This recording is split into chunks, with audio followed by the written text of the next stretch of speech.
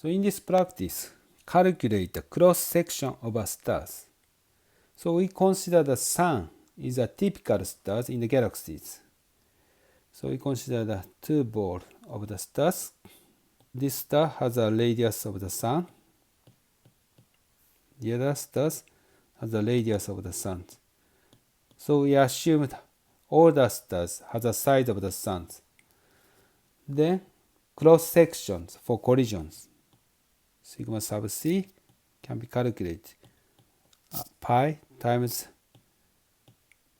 radius of the sun plus radius of the sun squares.